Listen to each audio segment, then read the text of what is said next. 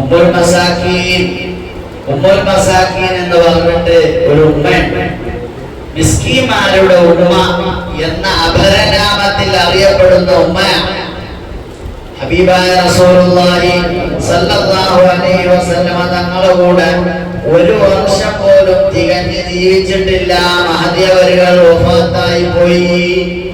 ഹബീബായ തങ്ങളടുത്ത് പറയാറുണ്ട്, എന്റെ സൈനബിന് കയ്യിന് അല്പം നീളം കൂടുതലാണ്.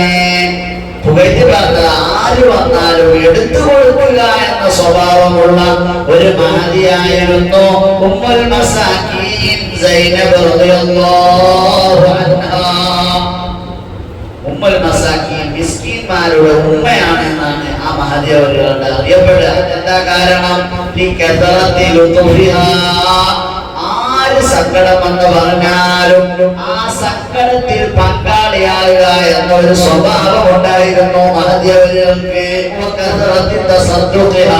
ധാരാളം സ്വതകൾ ചെയ്ത മഹദിയാണ്.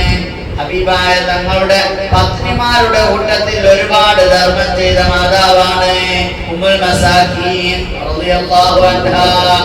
പല കുട്ടികൾക്കും ഉമ്മുൽ മസാക്കീൻ എന്ന് പേരിടലുണ്ട്. എന്താ?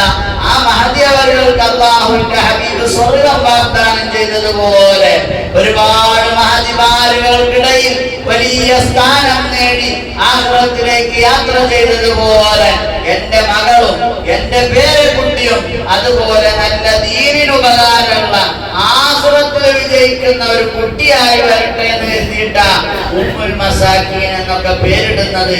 അല്ലാഹു തആല അവരോടൊക്കെ പിന്തുടരാൻ നമുക്ക് തൗഫീഖ് നൽകി അനുഗ്രഹിക്കുമാറാവട്ടെ.